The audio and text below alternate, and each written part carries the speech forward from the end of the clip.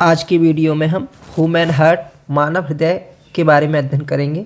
मानव हृदय कैसे कार्य करता है, इसकी संरचना क्या होती है, क्या इसका आकार होता है, क्या इसका द्रव्यमान होता है। निम्न 6 बिंदुओं के आधार पर हम ह्यूमन हार्ट मानव हृदय के बारे में जानेंगे। पहला पॉइंट होगा हमारा शेप ऑफ हार्ट, यानी हृदय की आकृति कैसी होती है। हृदय की आकृति वैसी तो बिल्कुल नहीं होती जैसा आप समझते हो। कुछ इस प्रकार से आप ऐसे करके ड्रॉ करते होगे, ऐसा करके मुझ पर प्रॉपर बनाना नहीं आता, लेकिन ये तो बच्चों वाली है, ये पढ़े लिखे बच्चों की पहचान नहीं है, ऐसा तो बिल्कुल नहीं होता। लेकिन हाँ, तारीफ़ की बात ये है कि मैंने भी थोड़ी देर पहले वीडियो बनाने के लिए गूगल पर सर्च किया था, तो मैंने उस पर लिखा था शेप ऑफ हार्ट, तो उसमें भी निकल के यही निकल के आया, बहुत सारे निकल के आए। इट मीन्स आपने गूगल को भी गुमराह कर दिया है कि हार्ट की आकृति कैसी होती है, लेकिन ये बिल्कुल नहीं होती। ठीक है, तो ये तो आपको कभी करना ही नहीं है इसके बारे में तो विचार। ठीक है, आगे देखेंगे। इसके बाद हम पार्ट ऑफ हार्ट, यानी हार्ट के कितने भाग होते हैं, ठीक है, उसके बारे में जानेंगे। हार्ट के कितने भाग होते हैं, ठीक है। आपको वैसे पता होगा ह्यूमन हार्ट हैज 4 चैम्बर। मानव हृदय के में कितने चैम्बर होते हैं? 4 चैम्बर होते हैं। ये जरूरी नहीं है, आवश्यक नहीं है कि सभी प्राणियों के हृदय में 4 चैम्बर ही हों। कुछ प्राणियों में 3 भी होते हैं, जैसे सरीसृप है उसमें केवल 3 चैम्बर पाए जाते हैं, जैसे मछली वगैरह है उसमें केवल 2 ही पाए जाते हैं।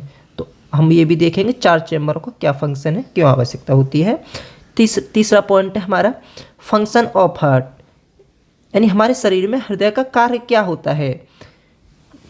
जैसे आप कहते रहते हो, आज पुराने गाने भी बनते हैं दिल के ऊपर, जैसे अपनी भाषा में आप भाषा में बोलते हो दिल, लेकिन दिल तो नहीं है, साइंस से दिल तो नहीं कहती, साइंस तो इसको हार्ट मान के चलती है।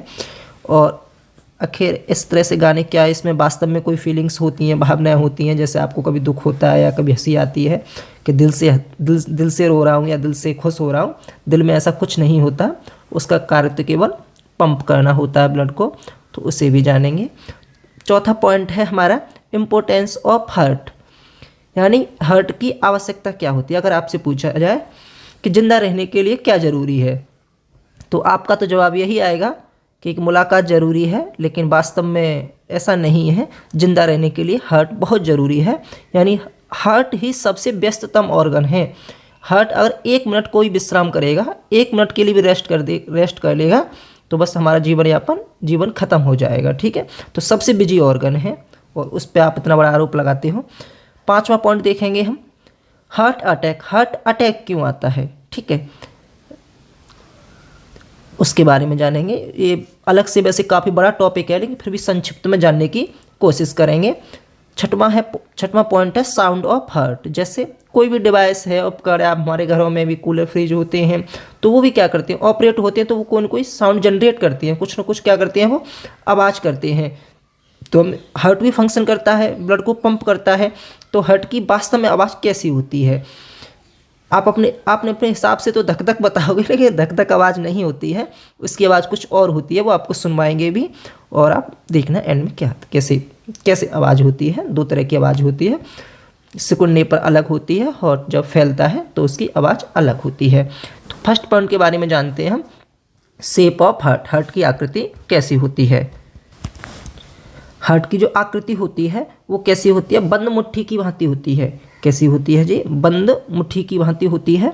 जैसे अब अपने हाथ की मुट्ठी को हम बंद कर लेंगे, तो उसकी जो आकृति बनेगी वो किसकी आकृति होगी, हार्ट की आकृति होगी।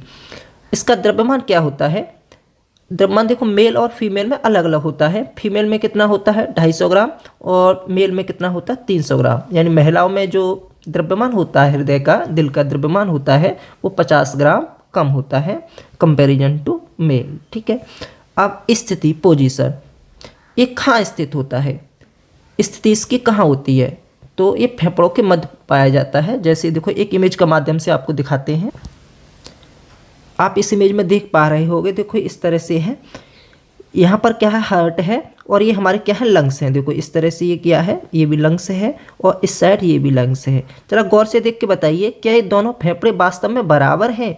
बराबर नहीं है, एक बड़ा है और एक छोटा है। जो राइट साइड का जो राइट साइड, ये वाला जो राइट साइड का लंग्स है ये क्या बड़ा है, और इसमें क्या थोड़ा पार्ट कट कर दिया गया है, और ये क्या बनता है छोटा छोटा फेफड़ा हो जाता है।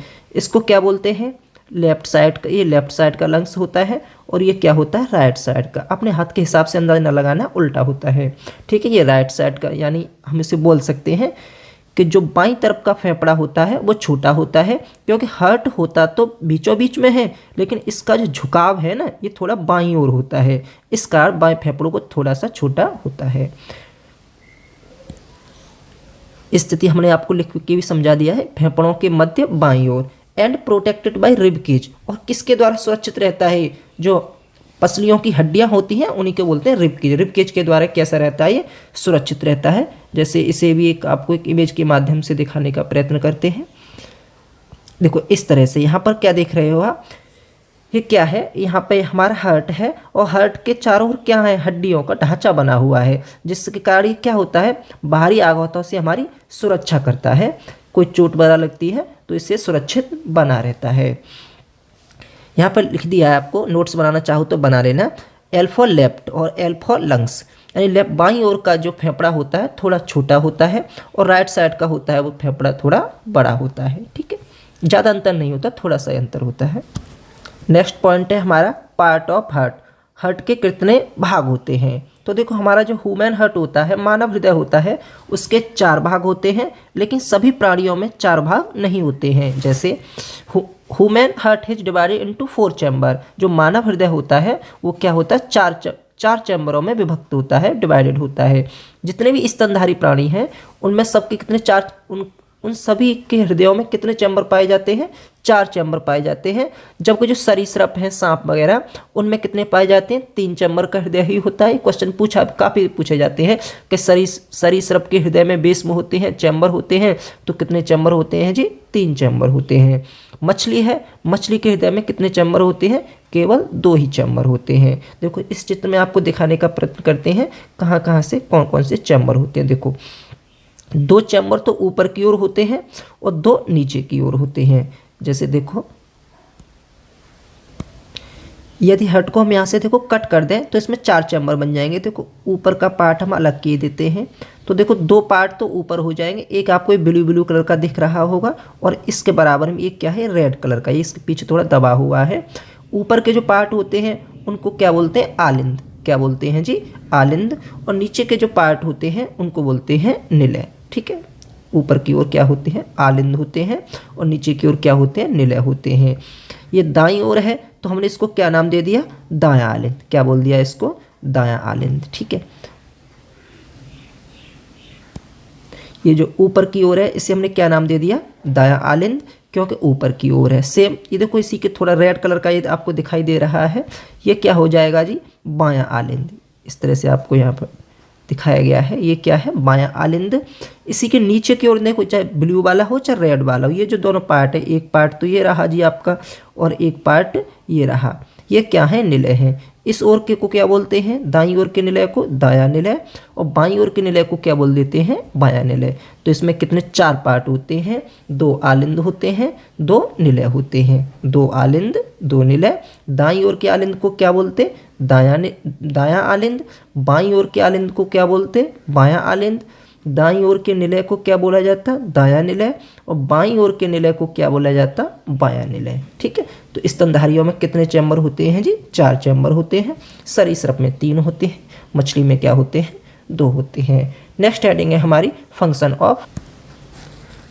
ऑफ हार्ट में देखेंगे हृदय के कार्य। हृदय का फंक्शन क्या होता है, हृदय का फंक्शन केवल ब्लड को पंप करना होता है। जैसे हमारे घरों में भी तो क्या होता है, छत पर टंकी रखी होती है, टंकी तक पानी पहुंचाने के लिए क्या होता है, हमें किसी न किसी प्रकार की मोटर या यंत्र की आवश्यकता होती है। सेम यही कार्य कौन करता है, हृदय करता है। हृदय क्या करता है, ब्लड को पंप करता है, शरीर के विभिन्न भागों में ब्लड को पहुंचाता है।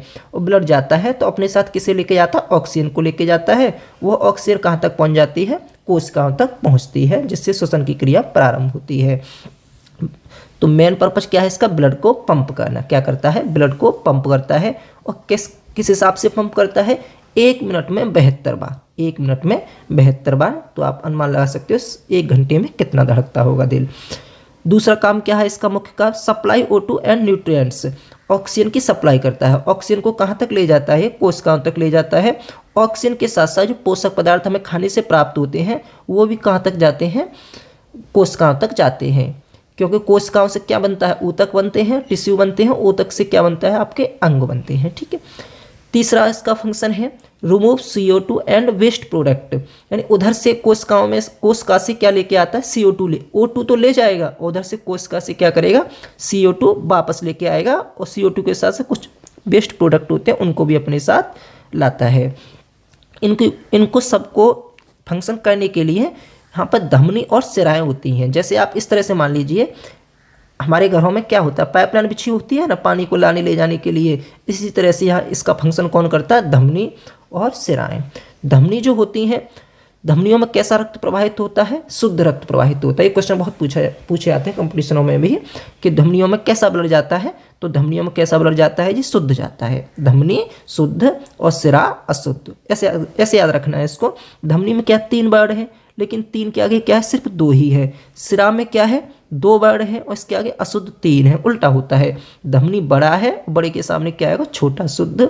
सिरा छोटा है और इसके सामने क्या आएगा? 3, यानी 3 के सामने 2 आएगा और 2 के सामने 3 आएगा। धमनी में शुद्ध रक्त प्रवाहित होता है और सिराओं में अशुद्ध रक्त प्रवाहित होता है।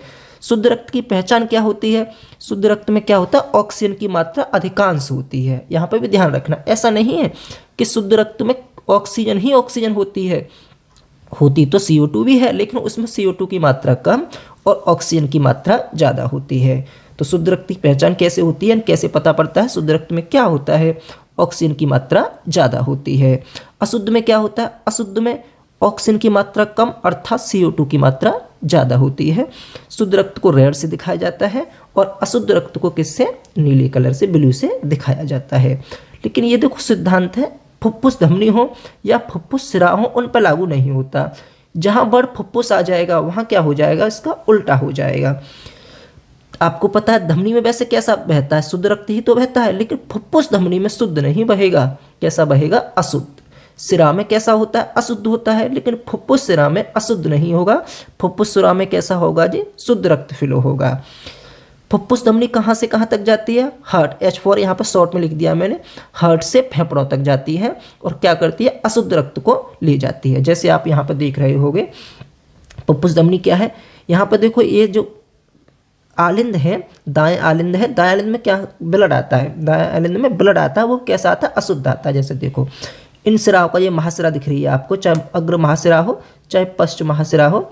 ये आपकी अग्र महासिरा है और ये क्या है जी? पश्च महासिरा है। इन दोनों का संबंध किससे होता है? फेफड़ों से होता है।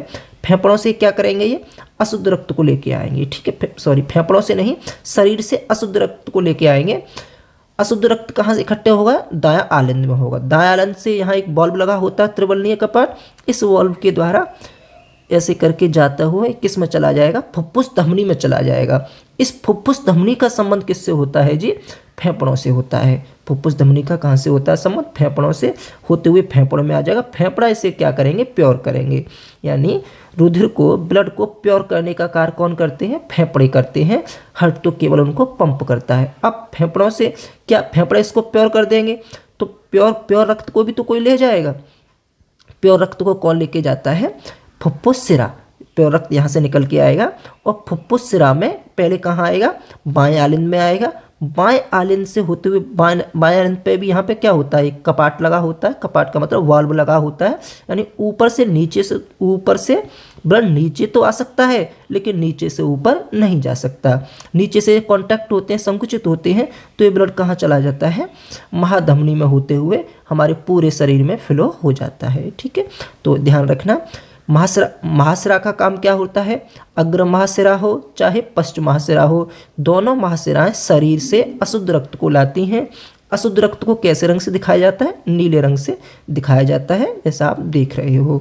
सबसे पहले कहाँ आता है? दाएं आलिंद में। ये दाएं आलिंद से कहाँ आता है? दाएं निलय में। दाएं निलय से कहाँ जाता है? फुफ्फुस धमनी में।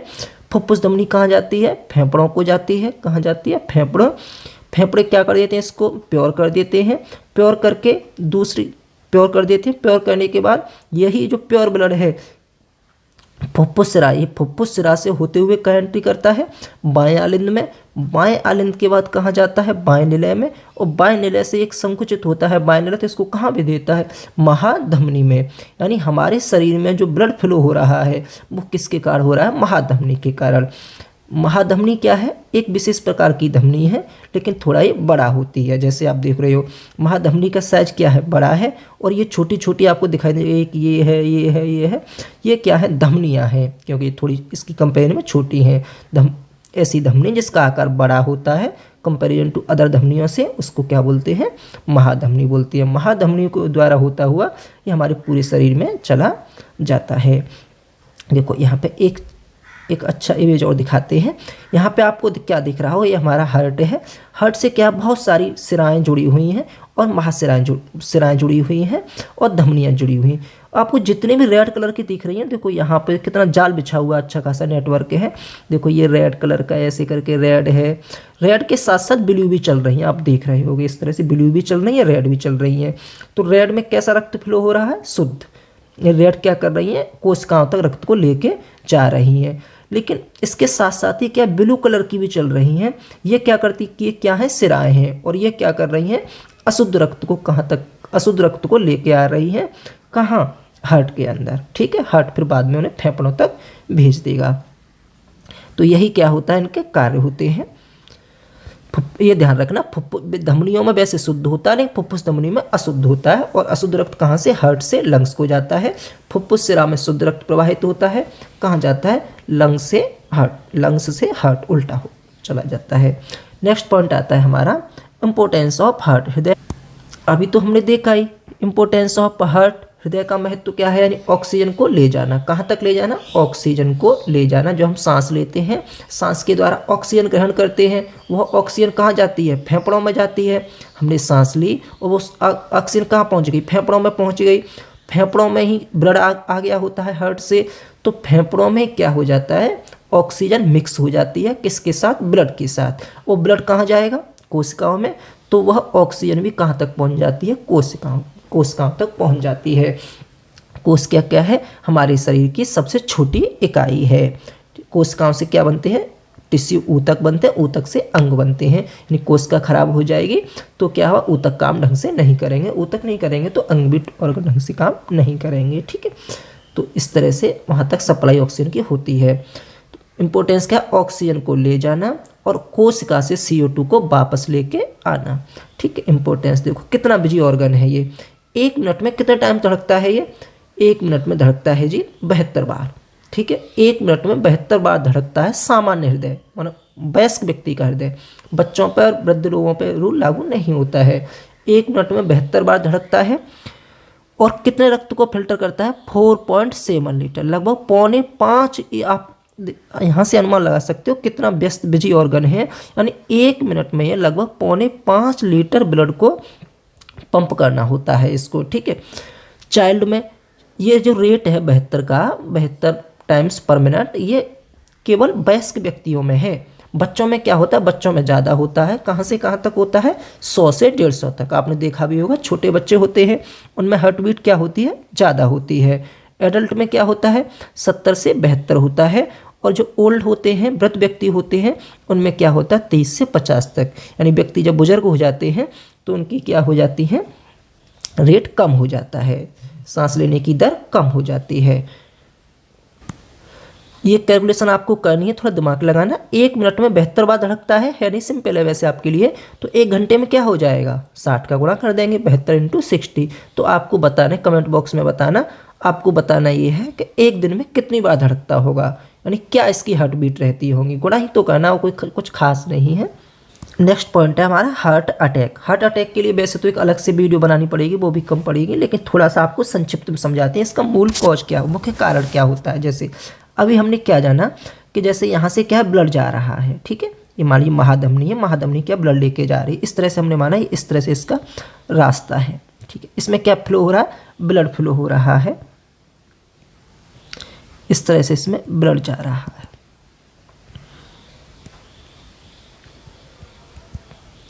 अब किसी भी कारणवश क्या हो जाता है? ये जो सिरा है ये जो धमनियाँ हैं ये क्या हो जाती हैं, संकुचित हो जाती हैं, यानी ये इस तरह से मुड़ जाती है, ये इस तरह से और ये इस तरह से। तो इससे क्या होता है, जो ब्लड जा रहा था ना उसमें रुकावट पैदा हो जाती है, वो इतनी आसानी से नहीं जा पाता। इसको बोलते हैं ब्लॉकेज। तो शुरुआत में कम होता है तब तो हार्ट पर थोड़ा परेशानी होती है, लेकिन ब्लड निकल जाता है, थोड़ा सा स्पेस इसमें होता है और ब्लड यहाँ से निकल जाता है, नहीं परेशानी उठानी पड़े निकल जाता है। लेकिन ये जब ब्लॉकेज बढ़ती ही जाती हैं, धीमे धीमे ब्लॉकेज और आगे बढ़ी ऐसे करके धीमे धीमे ब्लॉकेज बढ़ती जाती है, तो ये रास्ता क्या हो जाता है, अवरुद्ध हो जाता है, यानी हार्ट को जाने के हार्ट के द्वारा जो ब्लड पंप किया जाता है उसको जाने के लिए जगह नहीं बचती है। तो यहाँ पर जो हार्ट लगा है ना, यहाँ पे इसको क्या पड़ता है, इसमें दवा, इसको बल ज़्यादा लगाना पड़ता है, क्योंकि हार्ट का तो काम ही है ब्लड को पंप करना। तो उसी कंडीशन में क्या होता है, हार्ट अटैक होता है। यानी हार्ट अटैक का मुख्य कारण क्या है जी, ब्लॉकेज होना। ब्लॉक का मतलब अवरुद्ध होना, इनका जो मार्ग हो जाता है वो अवरुद्ध हो जाता है, तब जाके क्या होता है, अटैक पड़ता है। इसके उपचार के लिए एंजियोप्लास्टी करानी पड़ती है, वो संभव है आजकल हर कोई करा लेता है, नहीं तो होती है लेकिन पॉसिबल है, इतना बड़ा इश्यू नहीं है। नेक्स्ट पॉइंट है हमारा साउंड ऑफ हार्ट, यानी हार्ट जो होता है वो कैसी आवाज़ करता है। ये तो सिंपल सी है, आपका हो गया, इसमें क्या बात है, तो साधारण सी बात है, धक धक करता है कि नहीं, ये धक धक नहीं करता है, हार्ट कभी धक धक नहीं करता। ये तो नॉर्मल सी धारणा हम लोगों ने बना ली है, हार्ट धक धक नहीं करता। हार्ट जब देखो, हार्ट में दो फंक्शन होते हैं, एक बार तो क्या होता है वो संकुचित होता है और एक बार क्या होता है फैलता है। जब संकुचित होता है तो ब्लड हार्ट में आता है और जब फैलता है तो ब्लड हार्ट से जाता है। तो यहाँ पर जब संकुचित होगा यहाँ पर तो क्या होगा, लब की आवाज़ करेगा वो, ठीक है।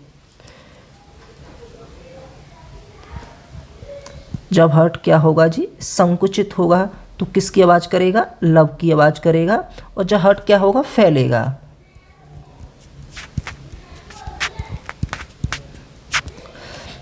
तो संकुचित होने पर किसकी आवाज़ करता है, लब की, और फैलने पर किसकी आवाज़ करता है, डब की। इस आवाज़ को हम सुना भी देंगे, आप चाहो तो उसे ध्यान से सुनते रहना। तो इसकी आवाज़ क्या होती है, लब डब करता है, संकुचित होने पर लब और फैलने पर डब। जो हार्ट होता है केवल लब की आवाज़ करता है, लब करता नहीं है। लेकिन एक छोटी सी आवाज़ पे आपने इसको इतना बदनाम कर रखा है कि नॉर्मली हम लोग यही समझते हैं कि जो भी फीलिंग्स होती हैं, जो वो भी सब क्या होती हैं, हार्ट में, दिल में होती हैं। दिल में कुछ नहीं होता, वो मस्तिष्क का एक पार्ट होता है, अग्र मस्तिष्क होता है, उसमें एक हाइपोथैलेमस नामक ग्लैंड पाई जाती है, वो सब उसका होता है, जिसे सुपर मास्टर ग्रंथि कहते हैं। वो दूसरी कभी वीडियो बनाएंगे तब देखेंगे, मस्तिष्क के पार्ट की बनाएंगे तब उसके बारे में बात करेंगे। Okay bye. हार्ट की पोजीशन देखेंगे तो हार्ट इस प्रकार से होता है, सीने के मध्य में, फेफड़ों के बीच में, इस तरह से वाइब्रेट करता है।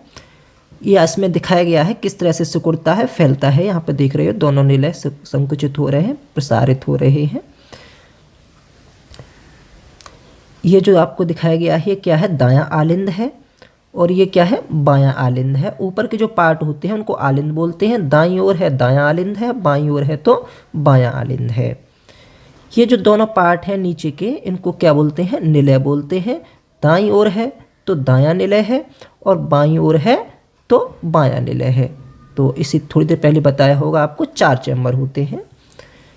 जो ब्लड आता है, देखो इसमें जो ब्लू कलर में है, कैसा अशुद्ध ब्लड है, वेना कावा का मतलब सिराओं के द्वारा आ रहा है, किस में जा रहा है, निलय में जा रहा है। इधर से ये कैसा आ रहा है, शुद्ध आ रहा है, ये भी किस में जा रहा है, निलय में। ये कौन सा निलय है जी, बायां निलय है, ये दायां निलय है, और इधर की ओर क्या है, ये बायां निलय है। यहाँ पे बाल्ब होता है, इस तरह से बाल्ब भी बंद हो जाता है, और जब ब्लड को ऊपर जाना होता है तब बंद हो जाता है। तो इसका जो ब्लड है ना, ये नीचे ऊपर को नहीं जा सकता, ये ऐसे करके कहाँ जाएगा, फुफ्फुस में होते हुए ये कहाँ जाएगा, फेफड़ों में जाएगा, प्योर होने के लिए।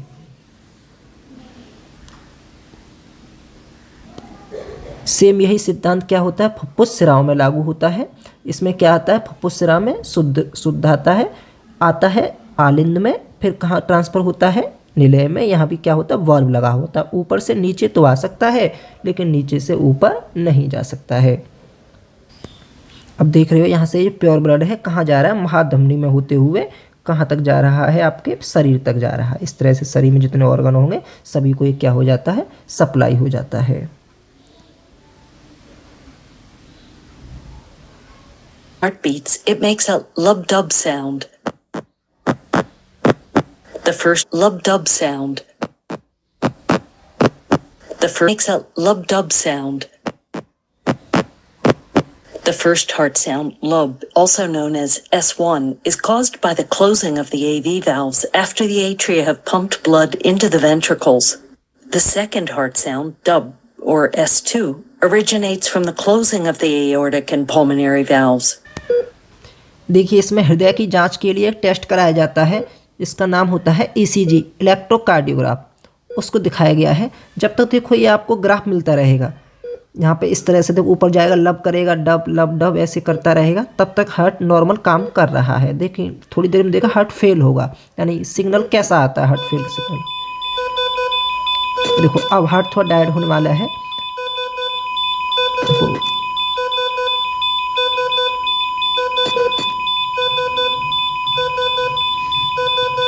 अब ये ग्राफ प्राप्त नहीं होगा थोड़ी देर में। देखो अब ये लाइन है कैसा है, सीधी प्राप्त हो रही है, इसका मतलब हार्ट बीट 0 हो गई है, हार्ट स्पंदन नहीं कर रहा है। इस सीधी लाइन हो जाती है तो इसका मतलब हार्ट अब काम करना बंद हो गया। हार्ट काम करना जैसे ही बंद होता है, इंसान डेड हो जाता है।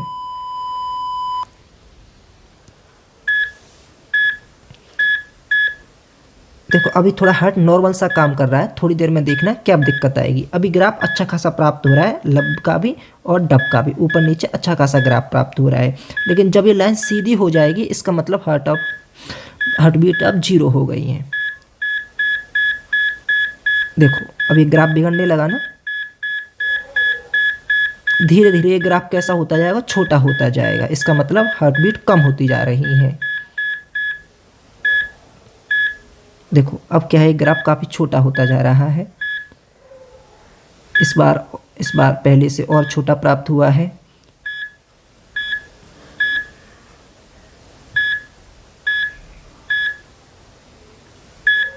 अभी और छोटा होगा ये।